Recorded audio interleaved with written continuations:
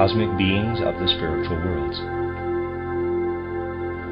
When clairvoyant consciousness comes to life in the elemental world, it finds beings who can develop a life there that human beings can achieve only within the sensory world. But these beings do not sense their self, their I, in the way human beings do in the sensory world. Much more than we, they penetrate their I with their volition. That is, they will themselves into existence. They experience their existence as something that through their will they give themselves. These beings do not feel, as we humans do, that they bring forth their own thoughts. Rather, they feel that their thoughts are inspired, that they are things that exist not in them, but in the cosmos. To such beings, thoughts seem to radiate into their being from the cosmos. These beings can never doubt that their thoughts reflect the pattern of thought that is poured out over the world. They do not think their own thoughts. They think the thoughts of the world. By means of their thoughts, such beings live in cosmic thought. But it must also be said they will themselves. The feeling life of such beings forms according to their willing and thinking. They feel themselves as members of the cosmic whole. At the same time, they feel the need to will themselves in a way that corresponds to this cosmic whole. As a soul, they can see spiritually. As a soul that can see spiritually grows accustomed to the world of these beings, it comes naturally to understand its own thinking, feeling, and willing. In the elemental world, the human soul could not develop in an etheric body its capacities of thinking, feeling, and willing. Willing would remain merely a weak, dreamy force, thinking a vague, fleeting reflection of the world. A sense of self would not even exist. For all these things, a human being must be clothed in a physical body. When the human soul rises above the elemental world into the actual spiritual world, it experiences clairvoyantly conditions that are even more different from the sensory world than are those of the elemental world. In the elemental world, many things still remind us of the sensory world, but in the spiritual world we are faced with completely different relationships. We can accomplish nothing there with only the concepts we can acquire in the sensory world. Nevertheless, it is in the sensory world that we must strengthen our inner soul life, so that from it we can bring into the spiritual world that which makes our stay there possible. If you do not bring a strengthened soul life into the spiritual world, you will simply become unconscious. Your presence of mind there would be something like that of a plant in the sensory world. As a human soul, you must bring into the spiritual world that which, though not existing in the sensory world, still gives evidence there to its existence. You need to be able to form concepts in the sensory world that, though suggested by that world, have no direct correspondence with things or processes in that world. In the spiritual world, anything that is a reflection of something in the sensory world, or that describes some sensory process, is meaningless. Whatever you perceive with your senses or substantiate with concepts applicable to the sensory world does not exist in the spiritual world. In a certain sense, when you enter the spiritual world, you have to leave behind everything that applies to ideas based on the senses. What does remain in the soul when it enters the spiritual world are those thoughts formed in the sensory world that do not correspond to things or processes in it. Among these thoughts, of course, can be those that are mistakenly formed. If such mistakes are present in your consciousness when you enter the spiritual world, their very existence will demonstrate that they do not belong there. They will act so as to impress upon the soul the urge to return to the sensory or the elemental world in order to substitute the right idea for the false one. When, on the other hand, the soul brings correct thoughts into the spiritual world, something in that world that is related to them strives to meet them. The soul feels that beings exist in the spiritual world, the whole of whose inner existence is the same as that of the thoughts in the soul.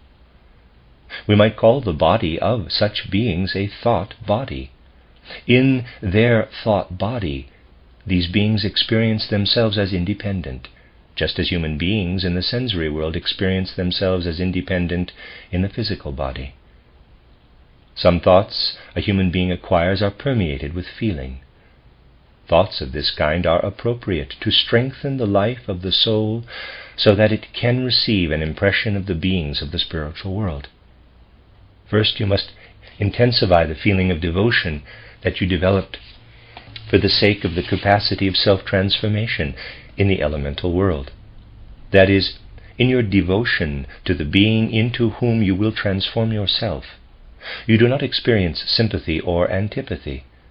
Rather, you surrender to that being in such a way that it can live in your soul in its own way. If you strengthen this capacity, the capacity for perception in the spiritual world will arise. In a certain sense, each spiritual being speaks to the soul in its own way. A spiritual interchange thereby arises that consists of a language of thoughts. You experience thoughts, but you know that you experience beings in those thoughts. To live in beings that do not merely express themselves in thoughts, but are present in them with their own being, that is what it means for your soul to live in the spiritual world. Let me read that sentence again. To live in beings that do not merely express themselves in thoughts, but are present in them with their own being, that is what it means for your soul to live in the spiritual world.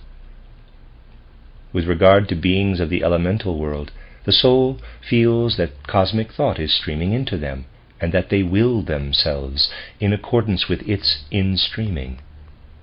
Beings who do not need to step down into the elemental world to develop what human beings develop in the sensory world, but achieve that stage of existence while in the spiritual world, these the soul feels consist entirely of thought substance. The soul has the feeling that cosmic thought does not simply radiate into these beings, but that their being lives in that interweaving of thoughts. They allow cosmic thought to think and live in them completely. Their life unfolds in the perception of the language of cosmic thought. Their will consists of their making themselves manifest in the form of thoughts. Their existence in thought, in turn, has a significant effect upon the universe. Thoughts that are beings speak with other thoughts that are also beings. Human thought life is the reflection of the life of these spiritual thought beings. During the time between death and a new birth, the human soul is as interwoven with the life of those thought beings as it is with the sensory world during physical existence. At birth, or more accurately at conception, when the soul enters sensory existence, its permanent thought nature acts upon it to form or inspire its destiny. What remains of the soul from previous earthly lives works in human destiny, just as the pure living thought beings work in creation.